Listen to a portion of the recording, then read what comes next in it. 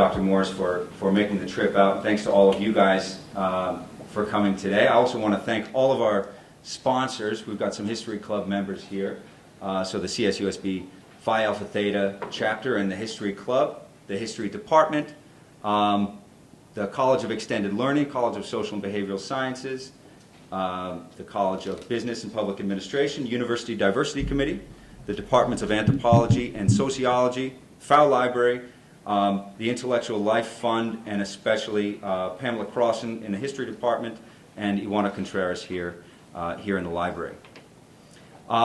Today's talk, Tearing Open the Gates of Hell, PLA Air Force Commander Fan Yuanyan's Defection to Taiwan in 1977, will be given to us by Dr. Andrew Morris. Dr. Morris is a professor in history at Cal Poly San Luis Obispo, specializing in East Asian and modern Chinese and Taiwanese history.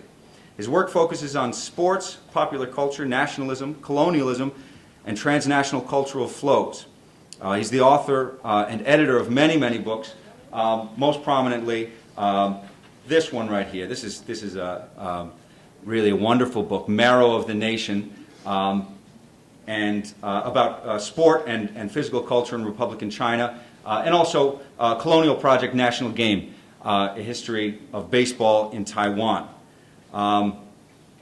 And also editor of Japanese Taiwan, Colonial Rule and Its Contested Legacy.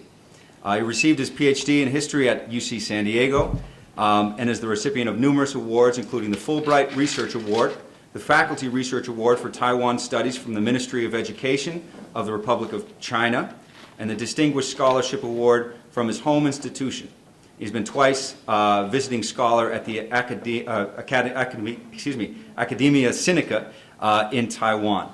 And for those of you who have seen the film Yapian Zhanzhong, Opium War from Xie, you already know Professor Morris. You know him as Morrissey. He had a small part in the Xie film. So if you saw the famous 1997, the seminal film from Xie about the Opium War, and my Qing Dynasty students, my Qing class students have seen it, then you saw Dr. Morris on the silver screen. So please join me in welcoming Dr. Andrew Morris.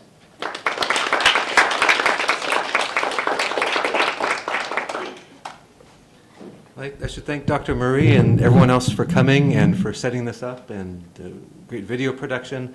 This is such a wonderful room, too. I love the view back there, so I'll try not to get distracted.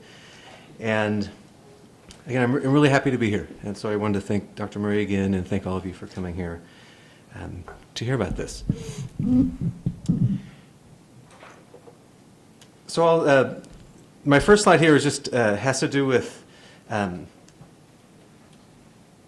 the one really important fact about Taiwan, which is its Chinese heritage and its Japanese heritage.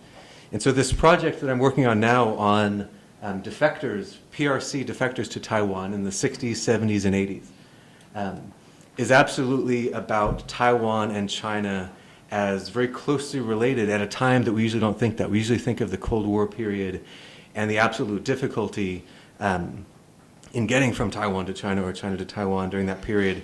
We would think of them as being absolutely different, absolutely enemies with no possibility of real communication across. And that's one of the things that got me interested in this project. In fact, who were the people that were actually able to make it from Taiwan to China? There were several defectors that went that way, or from China to Taiwan.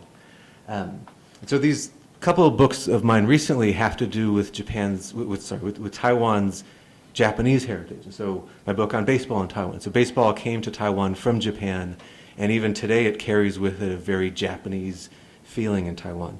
And then this edited book, Japanese Taiwan, is, as it says, it's a book about those 50 years when Taiwan was a Japanese colony, and then the period since then when Japanese culture has lived on in certain ways, even though, of course, it's not technically Japanese. There are many people in Taiwan who harken back to those days, to the colonial period.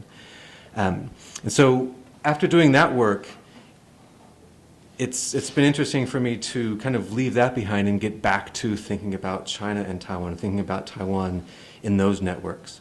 And so I wanted to show you just a few pictures of other defectors, and just to give you a sense of this topic.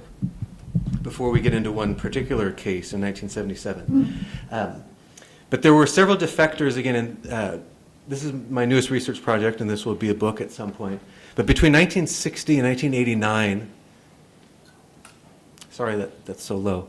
Between 1960 and 1989, there were 18 major defection events by military personnel, hijackers.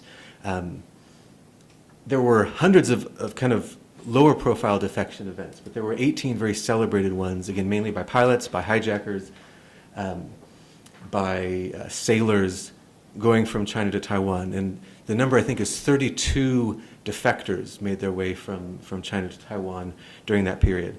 And they were known by this phrase here, the 反共意识. And it's a very, it's a hard term to translate. And so the closest translation ends up being something like anti-communist righteous men.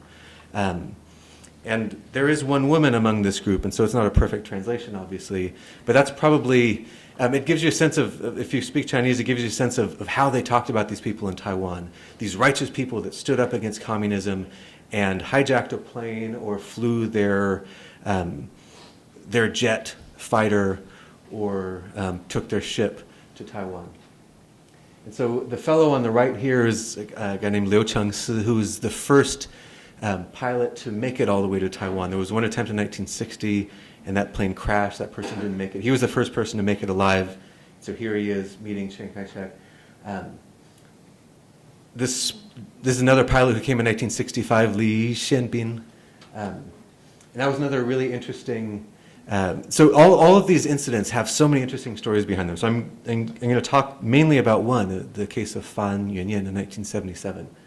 But any one of them could make for very, very interesting stories on their own. In this case, there were 3 people in the plane that defected. He was the only one that really wanted to come.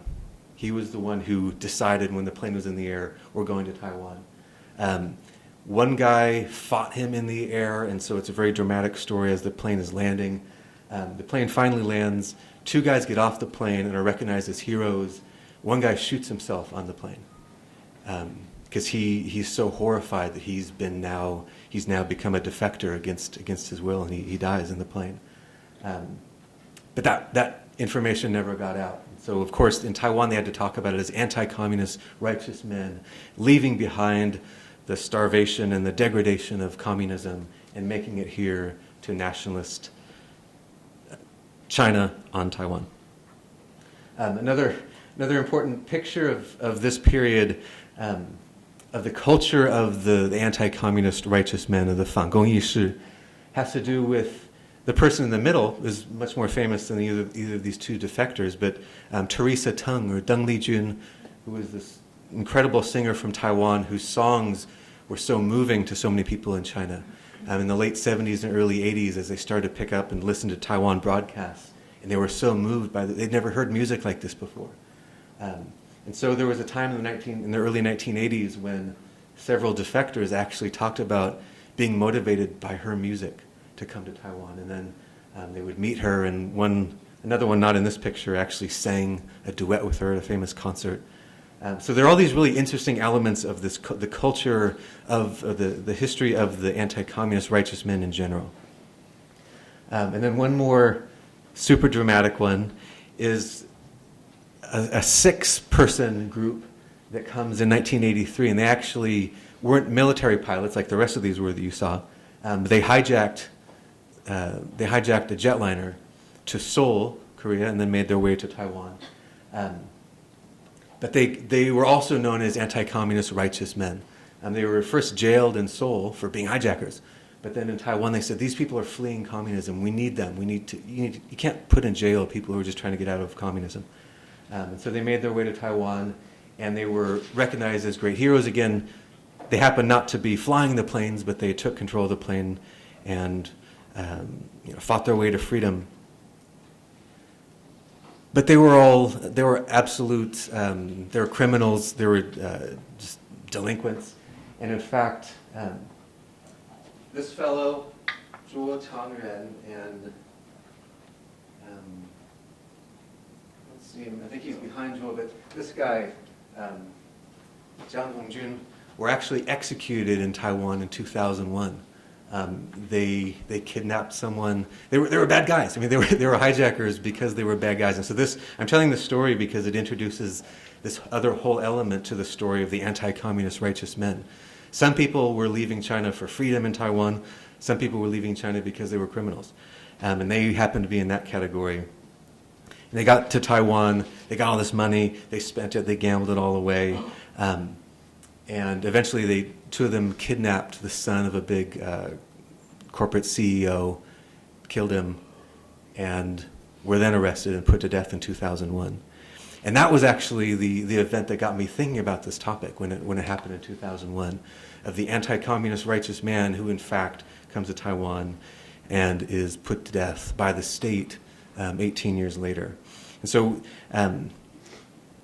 all this is to say that as I talk here about one specific case, there is this larger body that I'm interested in looking at and that I'll probably kind of refer to back and forth as we look at this one case. But getting back to the story of Fan, he was stationed in coastal Fujian province in 1977, and his squad was there for a very interesting reason.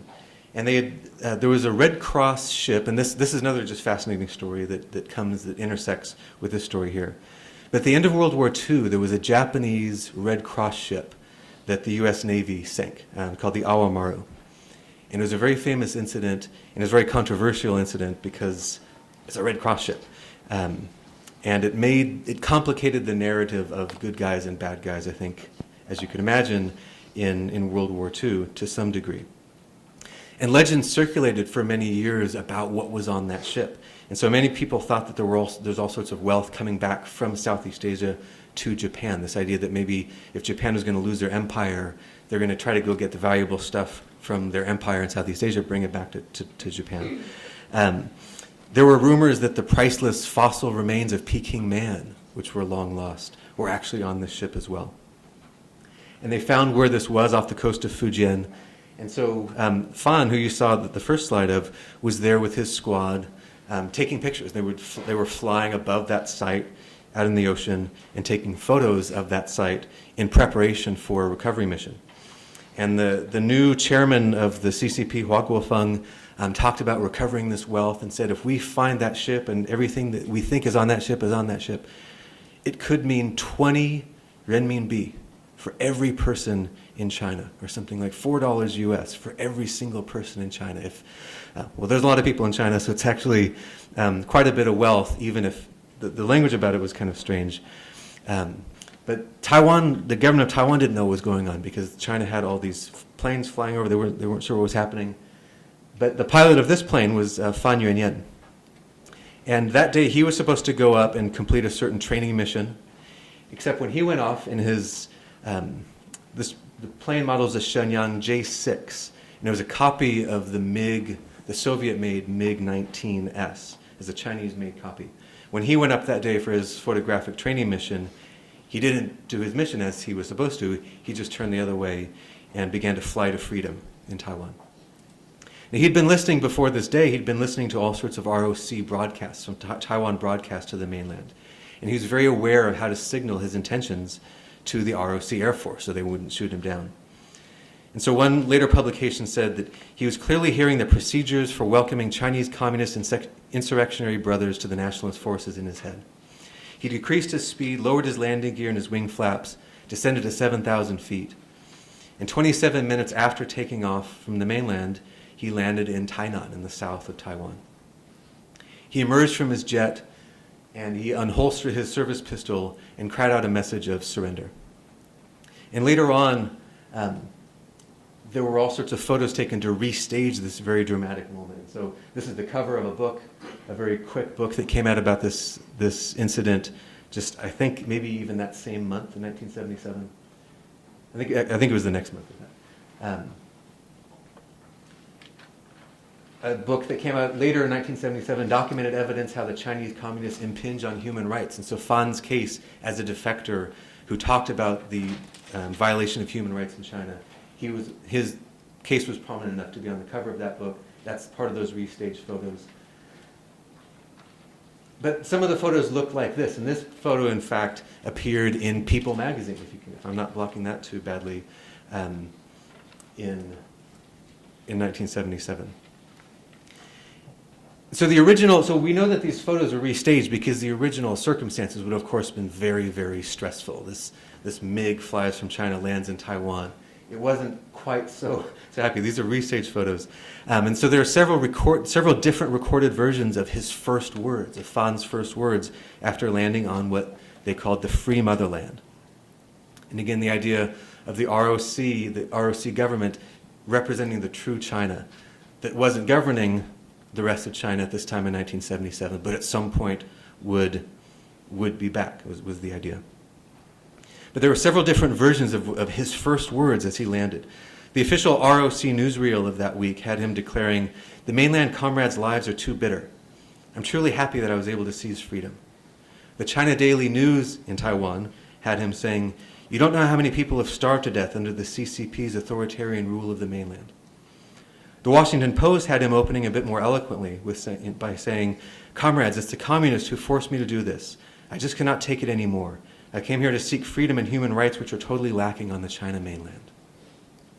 Again, we can imagine the circumstances would have been much more stressful, but the reporters were kept away, and so images of this moment show that reporters were kept far away, across the tarmac by MPs holding assault rifles.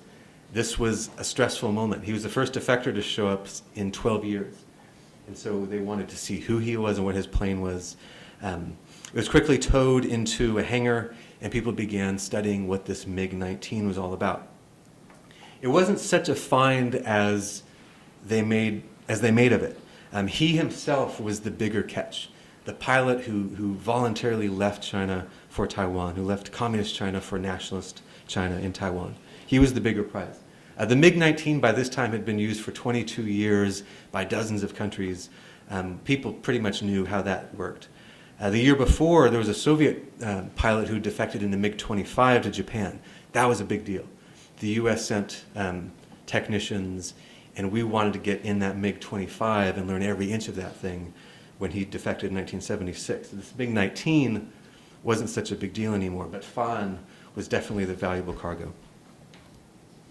And he was taken into the pilot's lounge, and he was impressed by the comfortable sofa, the plush carpet, the color TV set, the cool air conditioning. He talked about how we don't have anything like that in China. A Major General Wong got him an iced coffee and a President brand cigarette and arranged for him to have a spicy motherland meal, Sichuan-style meal. And so I mentioned the details of this episode because these details came to make up a really important part of the story of Fan. His experiences of communist privation that he left in the mainland, and on the other hand, this benevolent, caring reception that he met in Taiwan. And that became the story in Taiwan, the very dramatic discourse of leaving behind such devastation in China for a clearly superior system. And as one paper called the Young Warrior News reported, Fan was greeted in Taiwan by 100,000 welcoming faces, lovely, respectful faces that Fan could never have dreamed of on the mainland, who have shown him their familial brotherly love. So the idea that was developed in Taiwan was that in China, they've been trying to use class struggle artificially to make some kind of solidarity. We don't need class struggle. We have a solidarity based on Confucian teachings and nationalist teachings from Sun Yat-sen and Chiang Kai-shek.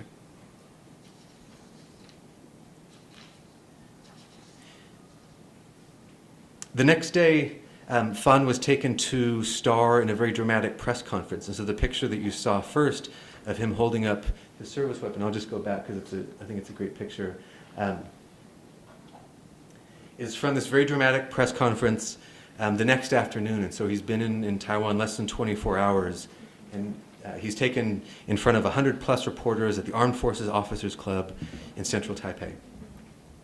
And the coverage of this event was broadcast live for 40 straight hours on one network, on CTS or Zhongshi.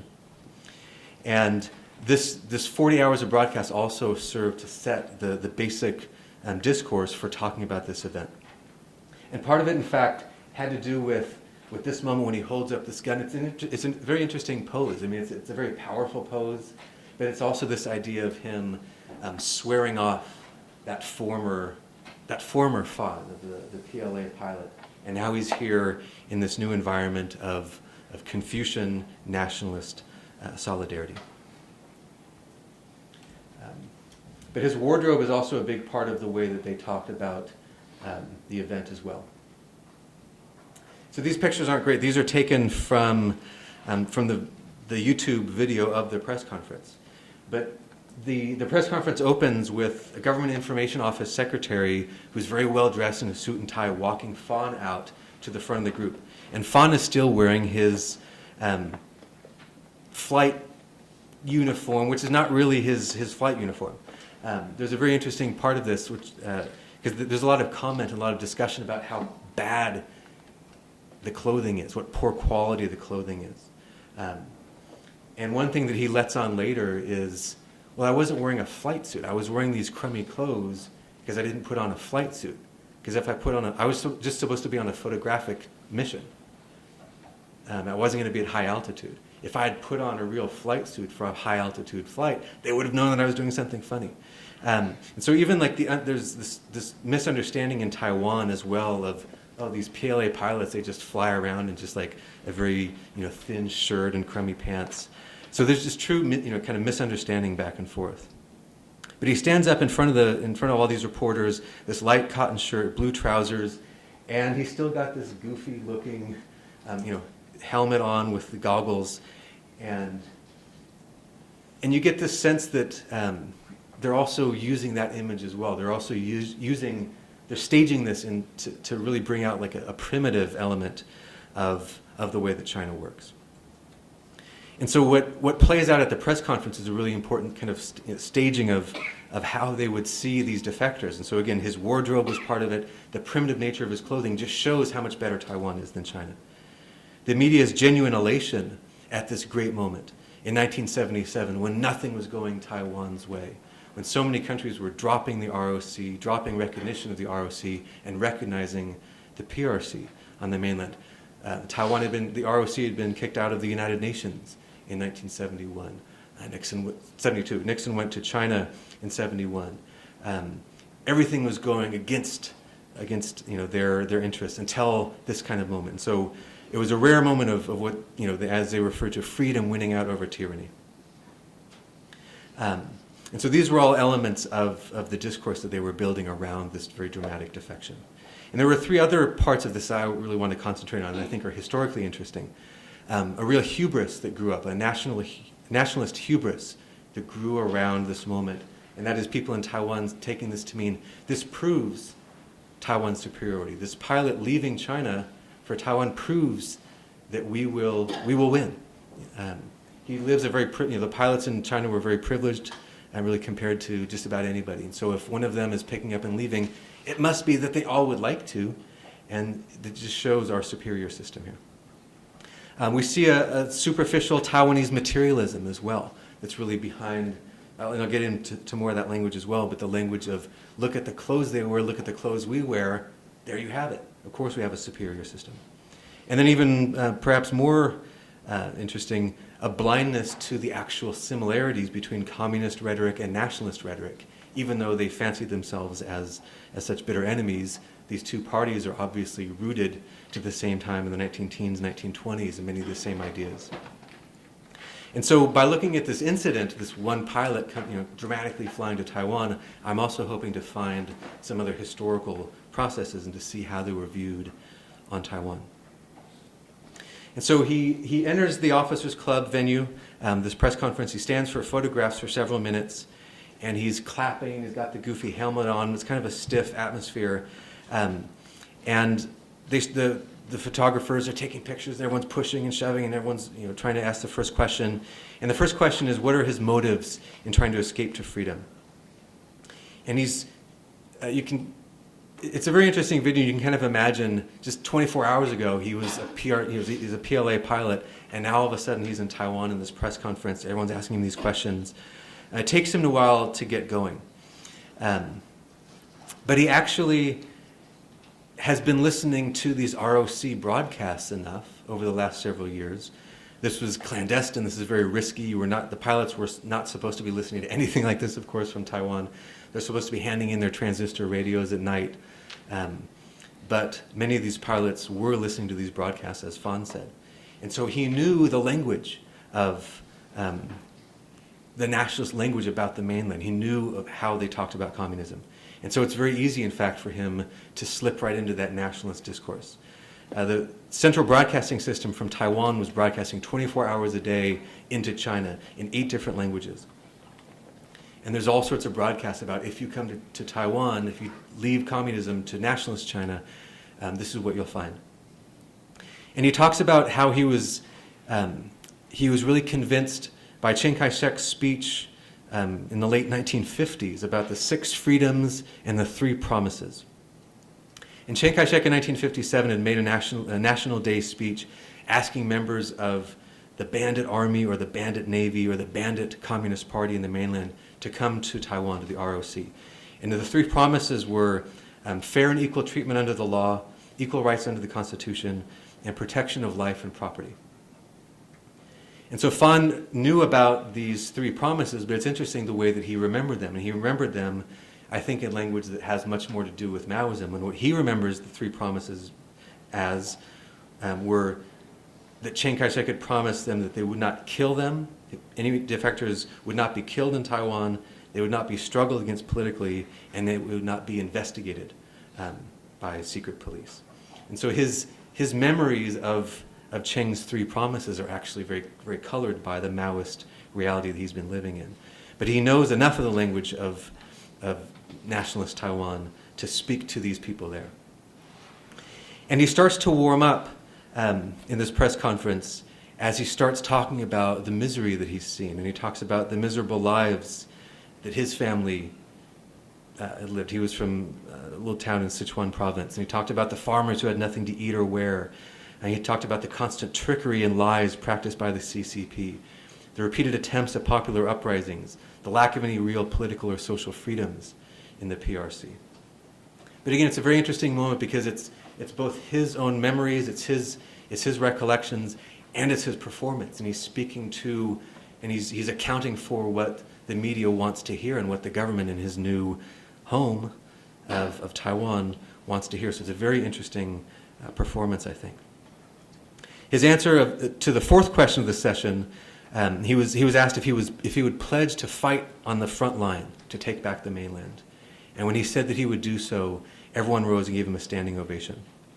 And then he stood, and that's where he, as we saw, he takes his service pistol and he holds it above his head, and the crowd just goes crazy. And again, I think it's an interesting moment. It's kind of a real surrender. There's something about this gesture where even though he's holding a gun in front of this group of people, it's also in this way that it speaks to how he's clearly surrendered that communist identity and he wants to be part of this nationalist Taiwan. And the press conference got more dramatic as he talked about what he expected to happen to his family. He was married, he had 3 kids, and he said, they're going to do something to my family. I lived in China long enough to know that they're in trouble. He said that he hoped Jimmy Carter, who was president of the U.S. at that time, would do something to help his family. And so the defection was a very dramatic event, and this press conference and these 40 hours of press coverage really set the stage for how this will be discussed. And it's also interesting, I think his language at this event tells us how closely he had been paying attention to these ROC broadcasts, how much he knew about the world, how much he knew, how quickly he realized how he could make this all work and into a discourse that people in Taiwan would understand. Now there's other parts of this as well. So there's the story of the person of Fan Yuanyan, but there's also the way that this was experienced in Taiwan. And so part of this event in 1977 was also the way that it was celebrated, the way that it was experienced. Well, the first thing I didn't mention is that this happened on July 7th of 1977, which was the 40th anniversary of the beginning of World War II, the Marco Polo Bridge incident and Japan's war on China. So it's already just a very, very dramatic day to be living in China or Taiwan. But to have Fan defect on that very day made it even that much more dramatic. So it's already just a powerful day. Fan shows up, every newspaper prints an extra, every network is showing coverage of it. And so, interestingly, in Taiwan, they then started to show a lot of coverage of people watching the coverage. So a lot of the images of that time, the television broadcasts, of the newsreels, are actually of people watching the news. So it's a little bit hard to see with maybe some of these stamps on these images, but these are also from, this is from the official newsreel, the official ROC newsreel of that week, and a lot of different images of people watching TV. And these images were clearly meant to speak to a solidarity that we have in Taiwan. And as I was saying, in China, they try to create a solidarity with class struggle, with Maoism. But those ideas are false. They're not meaningful. We've created a real solidarity, as I said, with Confucianism, with traditional Chinese values, with Chiang Kai-shek's teachings and Sun Yat-sen's teachings, and modern technology. And so the subtext, I think, of many of these images is clearly to show, it's also on that same line of showing our superiority. Look, we have TVs everywhere, and that we can unite in that way in Taiwan.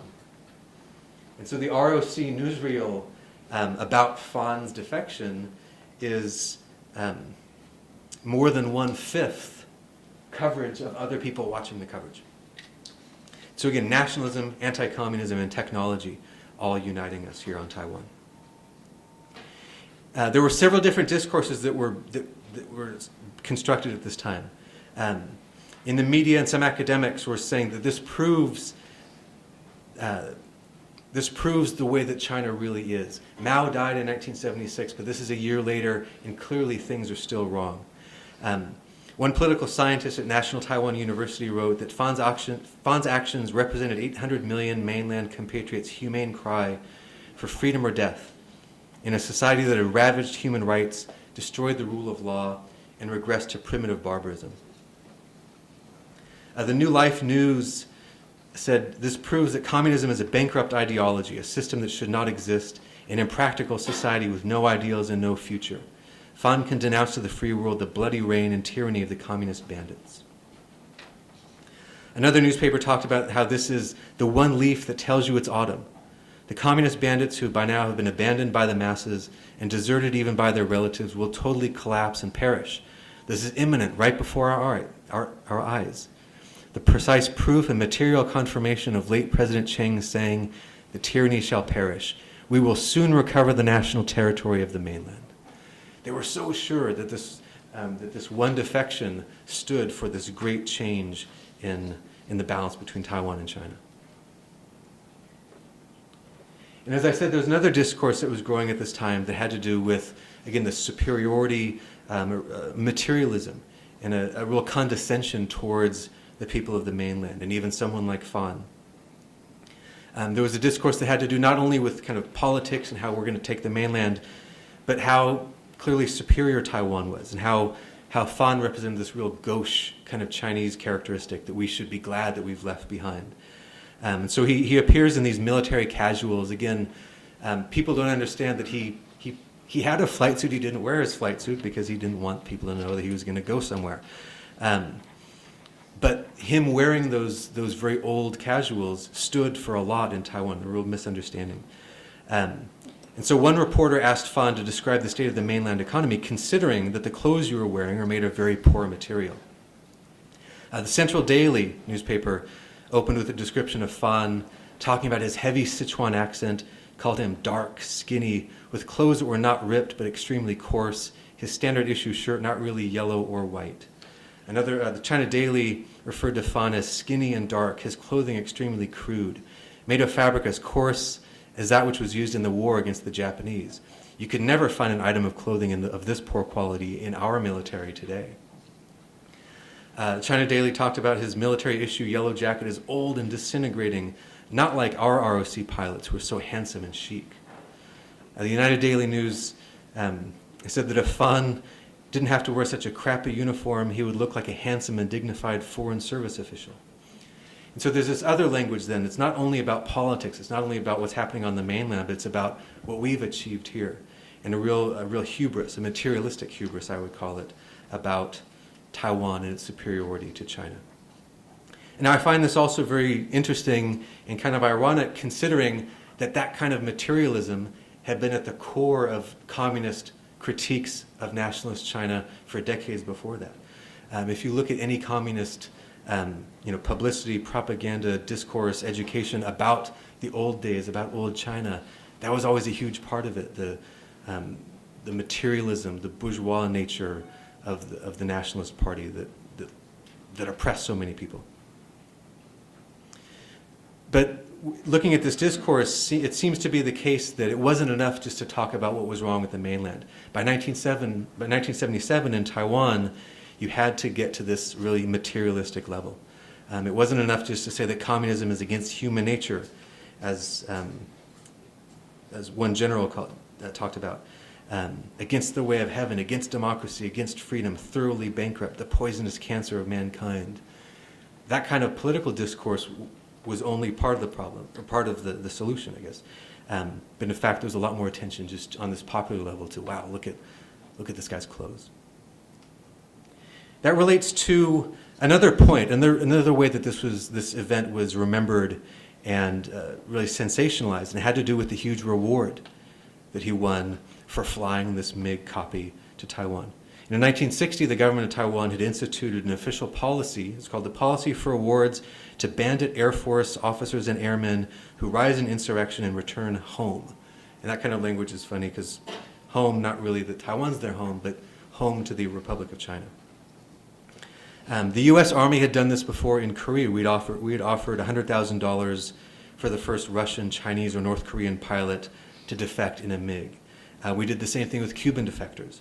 And so when Taiwan does this in 1960, it's already an established practice in the U.S. And they advertised this not only in the broadcast, but also in another program of balloon airlifts that dropped propaganda leaflets, as in Taiwan nationalist propaganda all through China, along with goods like toys, cooking oil, underwear, soap, and cups with removable anti-communist slogans. Because you don't want to get caught with the anti-communist cup. So you get the cup, you see that it's anti-communist, you get where it's from, and then you rub off the logo, and now you're okay.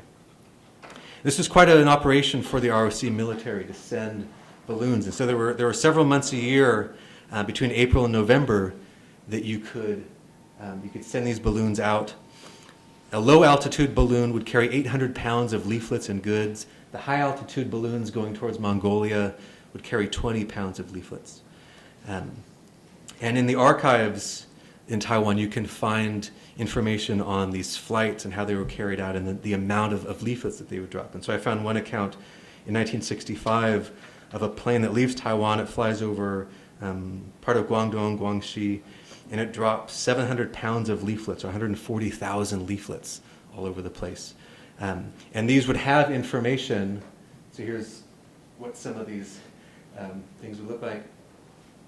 But the leaflets would have information, not just images of how great Taiwan was, but some of them would be, if you're a pilot, this is what you can do, with very precise information on how to get from different air bases to Taiwan, which kinds of headings to use, and then for which kind of plane you would bring, how much your reward would be. And so Fan was eligible for 4,000 taels of gold. Sorry, 4,000 taels of gold, or 150 kilograms, or about $600,000 US. And the average income in Taiwan at that time was about $3,600. And so this was just this incredible amount of money that he was given. It was supposedly given gold, but he was actually just given the money equivalent of that much gold. But this part of the event of giving these huge rewards also was one more complication. The ROC talked about themselves as a free motherland paradise, again, the opposite of communist China, where there was starvation and brutality and class struggle, and families were separated and people were put into labor camps. And in Taiwan, they talked about how they were so different. But the rewards brings up an interesting question, which is, if Taiwan's so much better, then why would you have to pay people? And so it came to look something like a bribe. And so even though in Taiwan there was this great sensation about someone like Fan coming, or these other defectors coming to Taiwan from China, at the same time there was a great suspicion. Were they perhaps just coming for the money? And so here's another one. So this is another leaflet that had information on one of the early, I mentioned he was the first defector in 1962 who had made it. And he'd gotten 1,000 taels of gold for bringing his MiG-15. Some of the flyers after Fan made it had this picture of Fan with 4 previous defectors and their wives. And so that's part of the image as well, is if you come to Taiwan, we'll get you a pretty wife. And there'd be a lot of pictures of them eating dinner with Chiang Kai-shek, or so-and-so defector at a huge rally with 100,000 people cheering them on. And it's really interesting kind of psychology, trying to get these pilots who are living very hard lives, getting them to fantasize about maybe making it to Taiwan. But again, when Fan makes it to Taiwan and gets all that money, at the same time that he's celebrated, a lot of people there really doubt and ask a lot of questions, like maybe he's just coming for the money. And it became kind of a joke after a while into the 80s. And people in Taiwan used to kind of, they had certain names that they would call these pilots as, they're kind of hard to translate, but opportunists and gold-loving righteous men. And twists on the official language to really poke fun at this institution, and perhaps wondering maybe it wasn't that they're so righteous, maybe they just want all that money. So he was constantly having to answer for that and having to promise, no, I've known about Sun Yat-sen ever since I was a kid. I always wanted to come here. And he even at some point started saying, I didn't know about the rewards. And that part's kind of sketchy, because he knew so much, he listened to so many broadcasts, that it's almost impossible that he didn't know about these rewards. They were so thoroughly broadcast, and these leaflets had so much information about the rewards. But he actually had to, I'm assuming, lie in that way, because there was so much pressure about, again, people just simply not trusting him, and perhaps wondering if he'd just come all the way for that money. And I'll just look at one more part of this then, because I want to make sure that we have a little bit of time for questions. But there's one more element of his arrival in Taiwan that I think is significant, and it's the way that he talked about, not only that he talked about China and compared Taiwan to China, but then the way that you would often see some of his things that he learned about life in China and his disappointment about Taiwan, and his critique of that materialism that I was just talking about. That summer after he showed up in Taiwan, the Broadcasting Corporation of China had a radio program that lasted for 3 weeks, and it was called Fan Yuanyan Time. In every episode, he would go somewhere else in Taiwan to some kind of thing that they didn't have in China. He would go to department stores, he would go to a nice hospital or something. And the gist of the program in Taiwan was have this guy from the mainland show up and be amazed at how everything is here, be amazed at how nice our homes are, be amazed at how nice our factories are. And so Fan's job as host of this program was to talk a lot in that way and to say, wow, in pretty much any of these episodes you just hear him saying, wow, we don't have this in China. Wow, we don't have anything like this in China. Wow, it's really developed here in the free motherland. And so in one episode, for example, he's astonished, and you have it on air and you can actually hear it, and it seems very genuine. He's astonished when he learns that people in Taiwan ride bicycles for fun. Again, in China, he associates riding bicycles with getting places. That's transportation. And just the idea that you could just ride for fun, not going out to the field to do some work or not having to go to town or something, and just to ride for fun, it's like he's never thought of that. He's interviewing a 12-year-old that summer, and he says he's asking him why he's not doing labor during summer vacation. And it's a really interesting broadcast, and the boy and his dad are like, what do you mean doing labor during summer vacation? And Fan's like, how you do labor during summer vacation. Kids do labor during summer vacation. And it kind of goes back and forth, and there's this kind of awkward laugh, by the dad. And then you hear Fan realize, oh, kids here don't do labor during summer vacation. They just ride their bikes around and stuff. But you also hear over time, as he does these broadcasts, that the people in Taiwan are a little bit too happy to brag about how good they have things, and they're a little bit too quick to criticize the mainland. They're a little bit too quick to say, I bet you don't have this. Look at this TV set. I bet you don't have that. Look at the clothes we're making here. Bet you don't have these either. In his first couple of months in Taiwan, he starts to talk, actually, he starts to critique Taiwan. He starts to be impatient. He starts to have some misgivings about this free motherland. And you see this distrust of bourgeois culture that he would have learned, in Maoism. It's coming back out as he's surrounded by all this wealth and materialism. In fact, he seems to be detecting that that's not the solution to everything. That Taiwan's material superiority in 1977 is not really the only answer. And so he talks about how, in fact, that very day that he flew to Tainan from the mainland, he said he was disappointed to see young women in the airport wearing eye makeup and clothes that reveal way too much skin. He talks about some women who expose much of their breasts and their backs. He complains in interviews. He complains in interviews about Taiwan's TV programs as decadent. He says in the musical and variety shows, the women singers wriggle too much. And he talks about how women write him letters and they say they want to be friends with him. And he gets so furious. What kind of morals do these women have? He says it's not just the women, but it's the men too in Taipei. Many of the young men in Taipei wear pants that are too tight and too sexy. Not to mention the problems of drug use, pornography, gender-bending clothing, and cross-dressing that were emblems of a sick society. And so it's a really interesting discourse where he becomes this kind of conservative scold, imbued with some of these values of the Chinese Revolution that the Nationalist Party used to have back in the day but had gotten away from. And he reflects on the weaknesses of the free world. He talks about America and Japan. And he says these are good examples of places where people have a harder and harder time controlling their desires. Sometimes I wonder if Taiwan hasn't adopted too many things from the West. He says that one of the problems of Taiwan is that the government doesn't control the media enough. It's too free. It's too strange and bizarre. And he says we should have more government control and have more patriotic and collectivist thought and have less selfish and self-serving thought. And he began to worry about this soft society. And so in the world of anti-communism, it's very similar to Whittaker Chambers' critiques in the 1950s of a liberal West that will never survive the communist assault.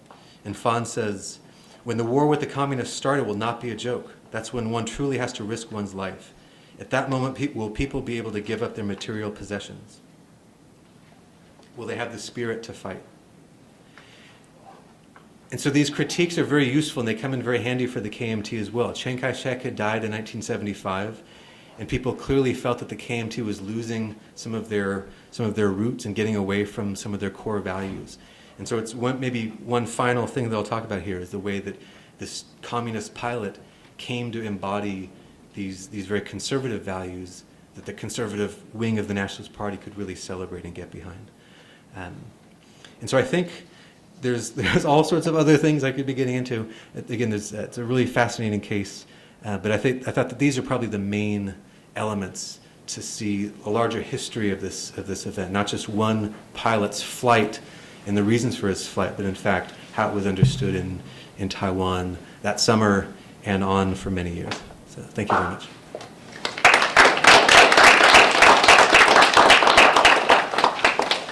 All right, we have plenty of time for some questions. I'd like to hear from you guys. Well, I thought it was interesting how early in the lecture you said that there were a lot of ideological similarities at the basis between the ROC and the PRC. And at the end, I noticed that you said the people in the ROC started to call the expats opportunists, gold-loving righteous men. And I thought that was funny because that's very similar to communist rhetoric about nationalists as well. Not very opportunist and only materialistic and whatnot. And I found that very interesting. That's a really good point. I hadn't even thought about that point being something in common, but I think you're right. And so I was trying to hint at that point that you're asking about, the similarities between these two sides. This last item that I was trying to look at was where I was trying to get into that point a little bit more. Because I think we could all understand that if someone talked about communist China, nationalist China on Taiwan as rivals, as enemies, I think we would all understand that. But I think it's also important to, as I was saying, to remember how the Nationalist Party and the Communist Party had both come from the same roots in the early 20th century, that they had shared so many values of fighting imperialism, of a national revolution, of fighting poverty, and especially at this moment of change in Taiwan, where so much is changing and so much is becoming more liberal and democratic. And I thought it was this great twist in the story to have this communist pilot come, talk so much about how he loves Taiwan, how superior it is, but then be sick of it and to see all these problems with it because of his education on the mainland, and then to see that persona that he adopted as, so this, I think that this isn't making fun of him. This was from a newspaper, sorry, it's from a magazine called Radio and Television, and it's definitely referring to Fan as this kind of moralist, as this kind of a scold. And I think that it's not making fun of him. I think it's actually meant to just be a drawn version of our hero here to tell us some important things. And what are his qualifications? He's a communist pilot. Well, okay, forget that part. But he's from China, and he has these values that we still have, even if the communists have tried to destroy those values for, by this time, 28 years with class struggle and such and such. So it's an interesting, there's all these different levels, it seems like. And I think, I'm glad you mentioned that even that point of a reaction, like a skepticism about these payments relates very nicely to a critique of materialism that you would have found in the mainland. And on the matter of the payment, there's another just little twist, which is that he got tired of people asking him about the money. Did you do it for the money? Did you do it for the money? And at one point he tried to give the money back. He said, just take it. And the government wouldn't let it, because they knew that if he gave the money back, the communists would say, they promise you money and they take it back. He tried to donate it to typhoon victims. There were 2 big typhoons in the summer of 1977. They wouldn't let him do that. And not only that, but he couldn't even spend the money, because he'd walk into any store and be, it's fine, Yuanyan, here, take this, take this. His money was no good in Taiwan. And so that money just sat there for a long time. He lived in a tiny little, barracks, room, Air Force barracks room. And so the money was actually kind of a curse for him in some ways, I think. So that's just, again, maybe one more interesting twist to that part. But thank you. What exactly happened to his family? I've never known. I've never found this out. And he's a very private person. And I know a guy who, he was a graduate student when I met him a few years ago in Taiwan, and he had tried to interview several of these defectors, and some of them he was able to, and Fan didn't accept interviews. And I think that this is not known to the public, whatever happened to his family. I assume that he found out at some point. I assume that when Taiwan and China opened up in ways in the 1980s, he tried to find out as soon as he could. But it was never reported on, and he's far too private of a person to ever talk about it. And then in China too, it's it's not really something that's going to be covered very much. And so I've been wishing I could find that out. But even on the same level as that question, there's an interesting twist to this idea of him leaving his family, and that's kind of horrible. He leaves a wife and 3 kids. And so there's another interesting part of this, of Fan's image in Taiwan. After a while, he's known as, he's that guy that left his wife and 3 kids. And so the anti-communist righteous men, they're heroes for a while, but they they left their family and they betrayed their country. Even if it's a country that we don't like, even if it's a government that we would like to overthrow, the logic was he was a traitor. And so none of these defectors ever flew again. None of these pilots ever flew again. They were all given promotions in the Air Force, and none of them ever went up in the air again because they were afraid they might just go back. They're the kind of guy that if you give them a plane, they might take your plane somewhere. How do we know that? Because they did it to get here. So therefore, we're not going to take that risk. And so it's another lonely thing about fun. And this is a long answer to your question, but it's another another thing that makes him just totally separated. He just almost couldn't be trusted. And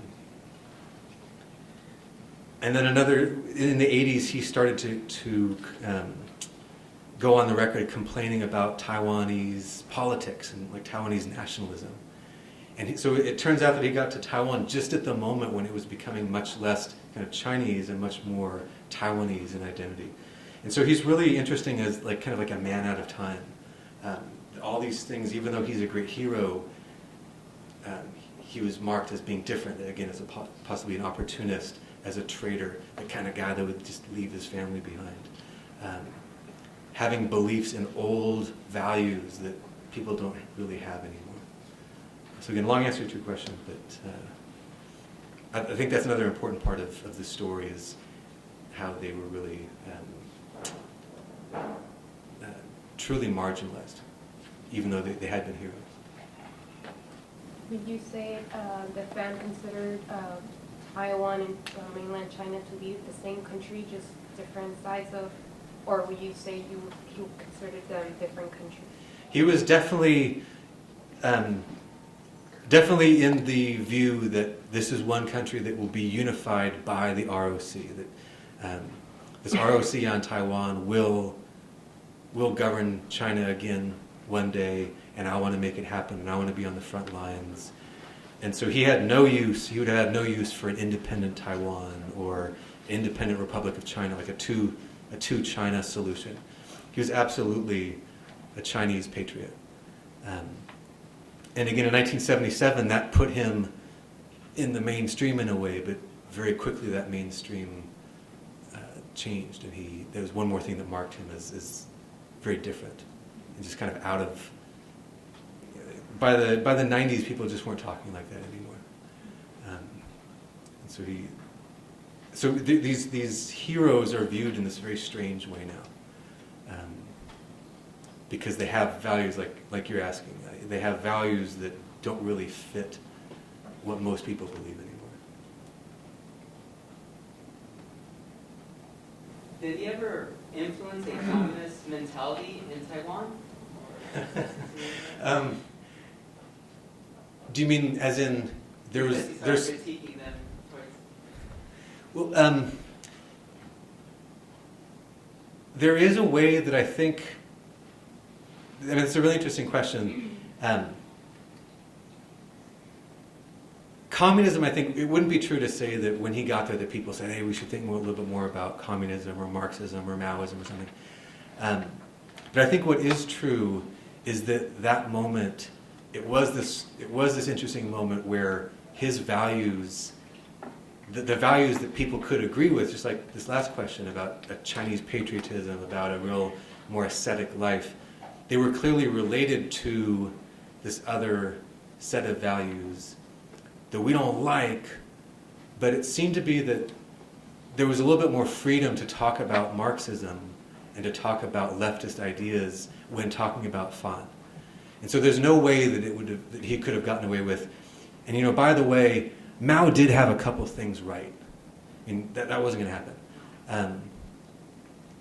But you're asking another really good question, which is his discourse, I think, did get people thinking that there's some seeds, again, remembering, as I was saying, remembering what the nationalists and the communists used to have in common and what perhaps they had gotten away from in Taiwan. So he was too invested in being anti-communist to ever speak too favorably in that way. But again, he grew up in that world and had clearly been influenced by that. So it came out in other ways, I would say.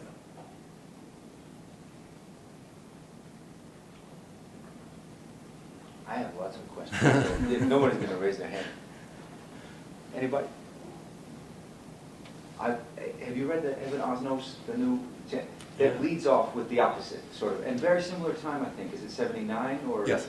I don't know if you guys know this book. For my PRC class, we read Evan Osnos' Age of Ambition, and it leads off with this figure Lin Yingfu or Lin Zhongyi, who does the opposite, and he makes his way from Jinmen, right, to mainland China. Also military, also an officer, and also very, very highly celebrated. It seems so timely. I mean, Osnos' take on this and your take on this is so crucial, especially with the new Taiwan elections just a few months ago. But also with the rise of China, obviously it's going to follow both of their defections, the rise of the PRC. So this moment where everybody's kind of getting it wrong about Fan. You know, the first leaf of autumn, right? Is way wrong. I mean, this is going to be the end for the PRC. But even I remember when we were getting started in the 90s in studying China, everybody was saying, "Oh, this China thing bubble, it's not going to last." It's slowing a little bit now, and still people even today are again saying, "Oh, this isn't going to last." Right. The growth of Beijing, and each time they're wrong. So they're wrong in the 70s, wrong in the 90s. Most likely wrong if they think collapse is going to happen tomorrow, today. But how would you compare these two stories? And I'd be interested in hearing Lin Zhongyi through your take on this and the Taiwan story. But again, this is a figure who defects from nationalist China to the People's Republic, and then is going to become one of the first. Is it the World Bank? He's the second in command in the World Bank. Second in command in the World Bank is a defector from nationalist China to communist China. So really prominent figure, and different career path. Right. But the tragedy of Fan Yuanyan, and I think the ascent of a figure like Lin Zhongyi is interesting. I'm just interested to hear your comments on that. Your thoughts on that. Yeah, there were, at the same time that there were these defectors coming from China to Taiwan, there were also a few less, but some going from Taiwan to China. So there were, the two famous ones are Lin and then the singer Ho Dejian, who kind of came back into the public eye in 1989, and he was out there at Tiananmen Square as part of these big demonstrations. But he grew up in Taiwan, and he defected to China in 1983. And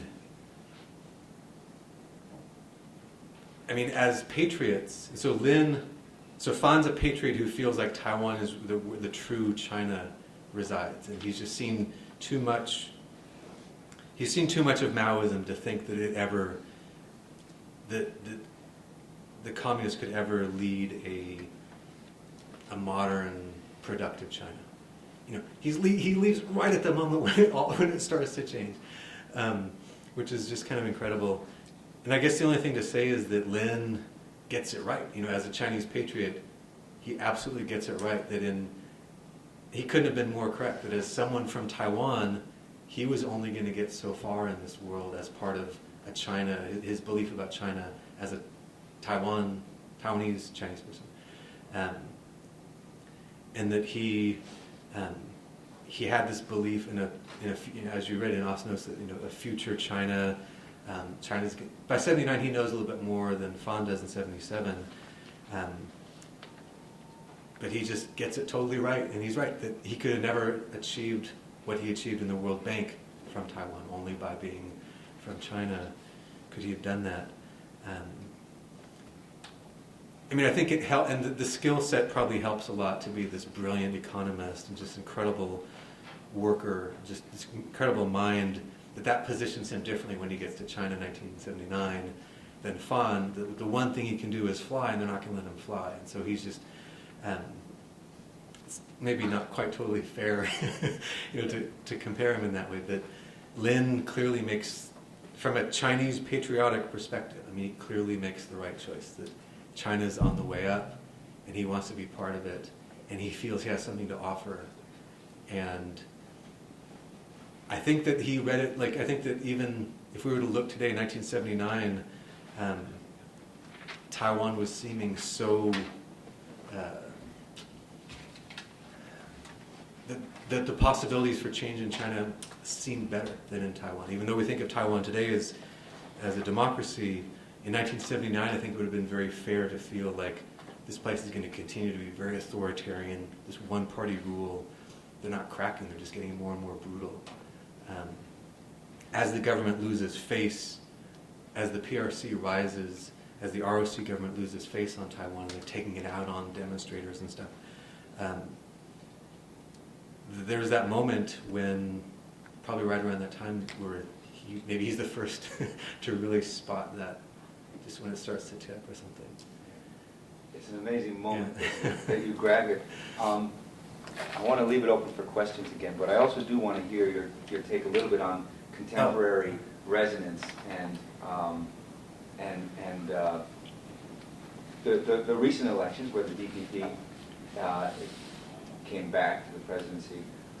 But for me, maybe for some of the students, just a little bit of your insights on cross-strait relations today. And I know we're historians, we don't like when people ask us about where we're headed.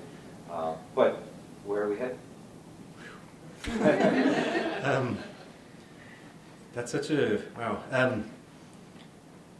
Well, I'd start answering that question by saying what I'd started the talk off with, which is to say, I wanted to look at this topic because living in the world that we live in now, where Taiwan and China almost couldn't be more closely bound. I mean, I guess they could be more closely bound if there was one government. But except for that, there's just so many people going back and forth. There are a million Taiwanese business people in China. Out of a population of 23 million people total, it's incredible. Taiwan, since the 80s, has just invested so much in the mainland, and then there's so many freedoms for PRC residents to go to Taiwan now and study and travel and things. I mean, it's almost like you couldn't get more intertwined. And that's clearly the future. The future of China and Taiwan is clearly a future of them being intertwined. And I think all that needs to be resolved is it intertwined by culture and by finance and by industry and by tourism, or is it intertwined by one government ruling the whole thing? And for that, I just have I have no idea. I don't think anyone quite honestly has a good idea about what would happen with that. But that's why, that is what attracted me to this, knowing that, again, I grew up in a world where China and Taiwan were just such separate entities. I was so used to that, but that was just this, I mean, it's a very short time in history that was true. I mean, Taiwan was part of the Japanese Empire for 50 years, and then it was, the separate, ROC, PRC, really from 1949 to the late 80s, when you could kind of travel back and forth and stuff again. To someone like me, that just seemed like forever, but I think in terms of a longer history, that's a much briefer moment. And so I think the future is just some way in which China and Taiwan are very closely intertwined, and that's why I wanted to study this. Even at this moment when things seem so dark and so, these are such great enemies, I wanted to look for the things that still connected them, even if people didn't think about them in those ways necessarily. I just had this feeling that there would be things, if you looked far enough in, that connected both sides. Even if it turns out that the things that connected them then, like fun, aren't relevant anymore. And so it's not that his case really helps us understand the present. But it was,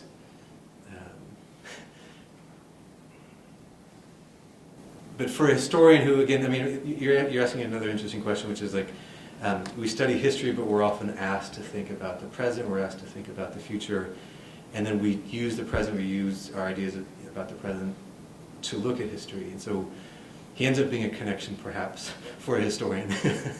And maybe, but for the billions of dollars in yuan that are going back and forth between China and Taiwan as we speak, someone like that is just so far out of it that it doesn't matter anymore, except perhaps in one way, which is that his case is now very well known in the mainland. And so you can find all these websites where they talk about these defectors and usually voice their disapproval, pretty strong disapproval of these defectors that left behind the PRC for Taiwan. But again, they're truly just kind of curiosities, I think. So I think as for predictions, I'll just leave it at that the future is a future where China and Taiwan have a lot to do with each other. Just the nature of that, who knows?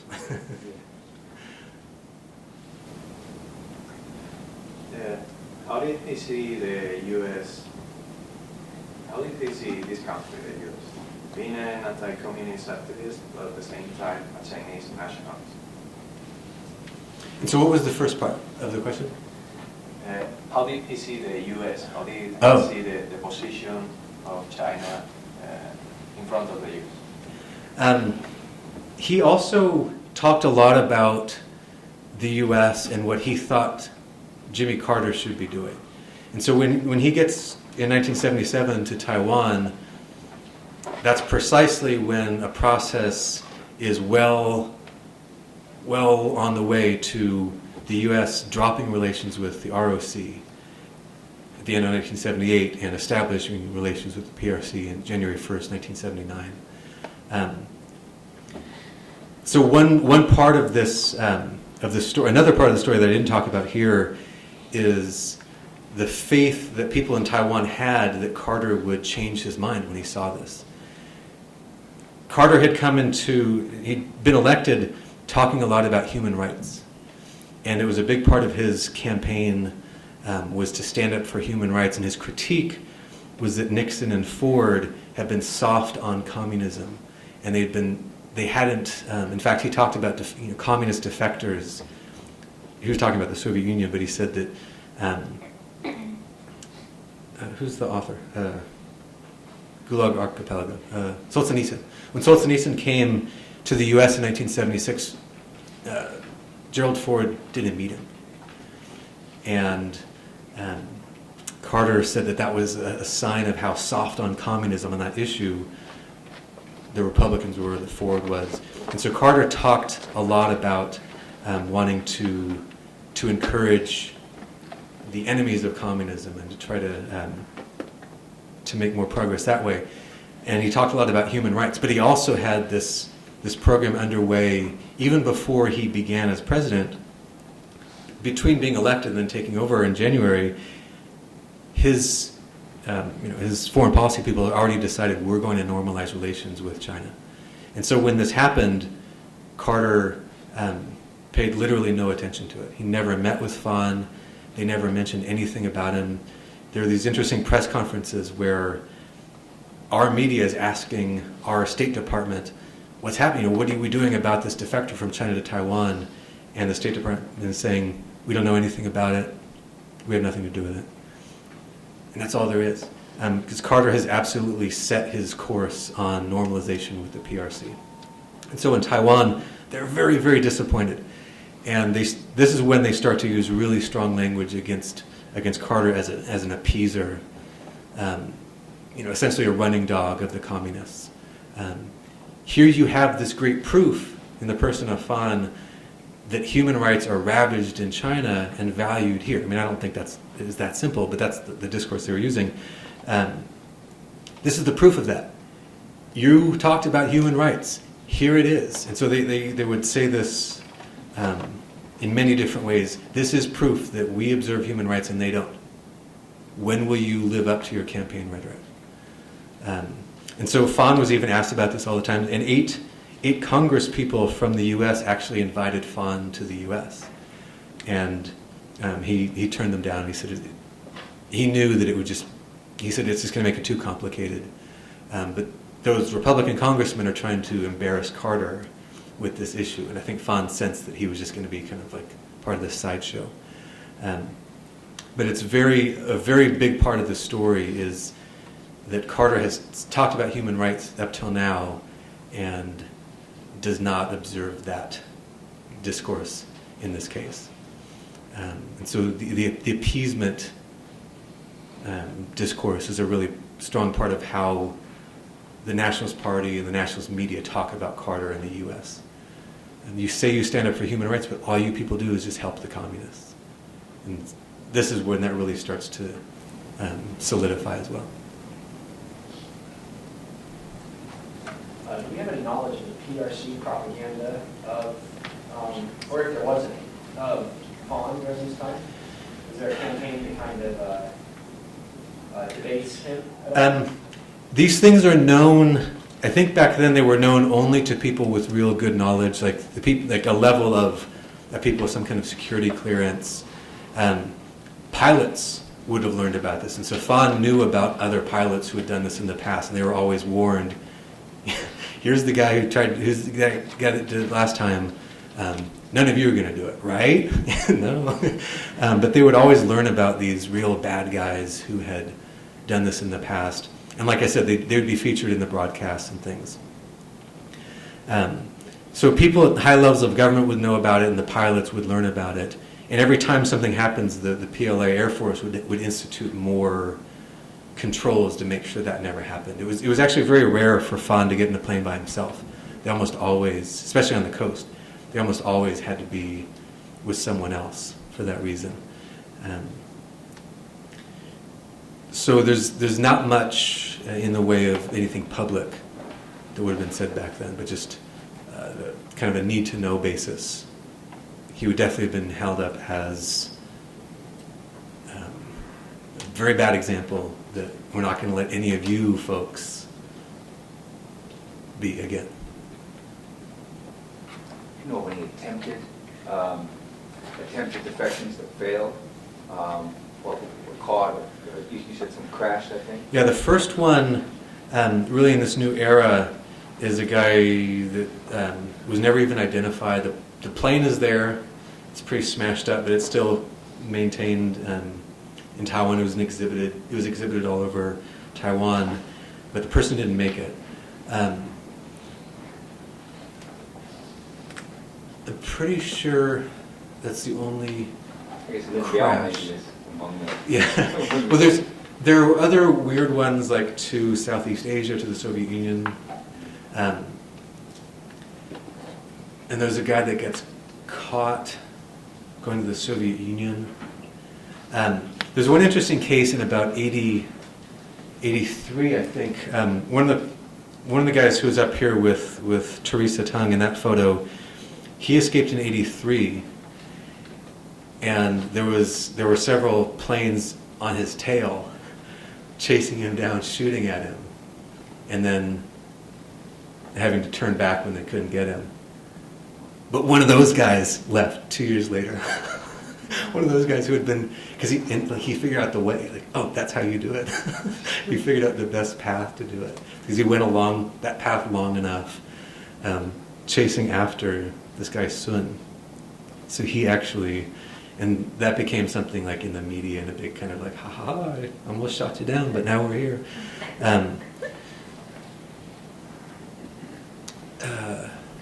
There's one, I should have remembered this one. There's a really interesting case in '66 where three brothers in the Navy, three young brothers named Wu, were in the Navy. They were stationed near Fujian, and they took control of a small boat, and there was a fight on the boat, and they killed about 7 people on the boat, and they made their way to Jinjiang. And Jinjiang is a small island that was very, very close to the mainland, and it's held by the ROC. And in Taiwan, they start celebrating. Aha, we have 3 more anti-communist righteous men who have taken over this boat and brought us this boat, and we're going to bring them back to Taiwan. They start celebrating and gloating and stuff. And news gets up to Zhou Enlai in Beijing that this has happened that night, and Zhou Enlai says, take down that plane. Do not let them get to Taiwan. And in fact, the plane that Taiwan sends to get those guys, it's like they're advertising like, this is the plane that's going, we're going to bring them back. And they have to wait around, and everyone's kind of waiting around for the plane to get there. The plane gets there, they put these heroes on it, there's all these reporters on it, and they take off. And on the mainland, they're just waiting. it's right there, it's 3 miles away. And they're just waiting for that plane to go up, and it goes up, and PLA fighters shoot it down. And that part is reported very quietly. The first day of the reporting is the 3 Wu brothers, these great heroes, and the next day it's like page 10, plane shot down, we'll get them back or something. So that's probably the most spectacular failed case. And I found a great packet of information about that case in the archives in Taiwan last summer.